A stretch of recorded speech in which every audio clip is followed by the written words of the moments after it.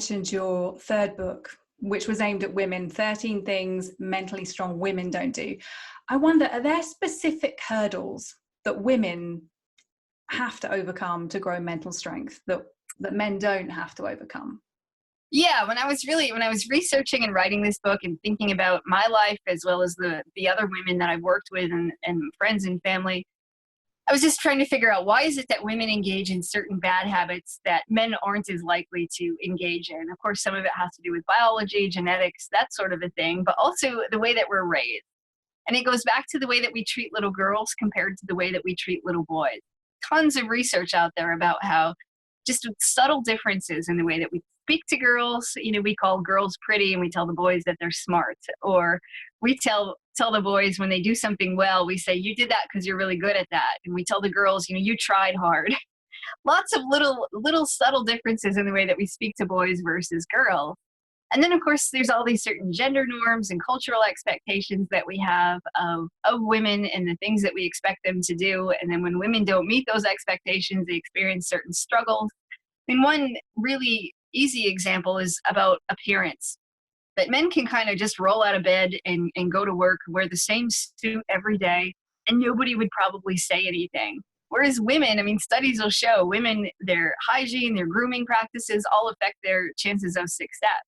And for women, it's about, you know, wearing the right clothing, about having your hair done a certain way. The list goes on. And it's not just that women put this pressure on themselves. Studies will show women who tend to take better care of themselves and their bodies and their appearance tend to succeed more than other women. And so I think, you know, no wonder women compare themselves to other people, or they put pressure on themselves to be perfect. There's all this stuff in society. And until we start breaking those things down, I think not much is going to change.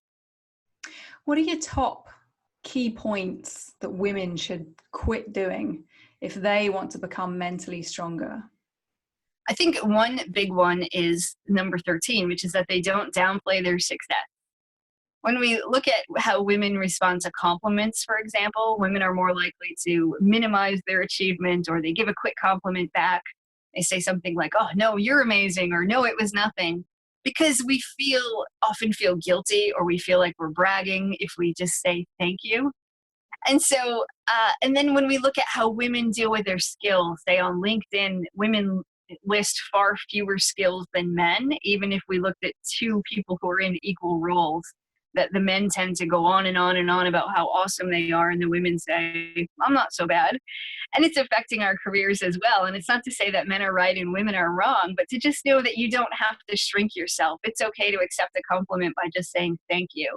Or it's okay to say, here are my achievements, and to offer the facts. And it doesn't mean that you're bragging that, or that you're narcissistic because you say, I'm really proud of who I am and what I've become. Do you think some women fear judgment from other women of coming across as arrogant, and therefore they're going to lose a lot of friends? Absolutely. In fact, when they looked at how women accept compliments, women struggled the most when the compliments came from other women. That if a man says, you know, you did a great job in that meeting, we're more likely to say thank you. But when a woman says you did a great job in that meeting today, we're more likely than ever to say, oh, it was nothing, or you would have done the same thing, something like that, to just kind of deflect it as if we don't feel worthy of it, or that we're afraid that if we just say thank you, that somehow we're pitting ourselves against each other. So I think it's so important to just practice saying thank you when someone gives you a compliment, whether it's a man or a woman. That's good advice, because I guess in my head I'm imagining if someone gave me a compliment, yes, I suppose I could say, oh, thank you, and that would be fine. It would probably be a bit arrogant if I went, oh yeah, I did an awesome job, yeah, woo, and so pumping up my own self. Yeah, there's a big difference, isn't there? I guess sometimes you think that even the thank you might sound a little bit too arrogant, but you're right, it makes sense. You're just accepting it. There was something I saw on your Instagram actually where you posted a post in relation to the reasons that some people find it uncomfortable to receive compliments. I think you were saying like what it says about you if you find compliments a bit cringeworthy. Can you tell us about that? Yeah, I think a lot of us feel that way. Like, it's a funny thing. A compliment's supposed to help you feel good about yourself, but sometimes it doesn't quite match up with the way we see ourselves. So when somebody says you are just an awesome fill in the blank, maybe you're an awesome public speaker, you're so smart, and it doesn't quite match the way that you see yourself, it makes you cringe because you either have to think this person is wrong or I'm wrong.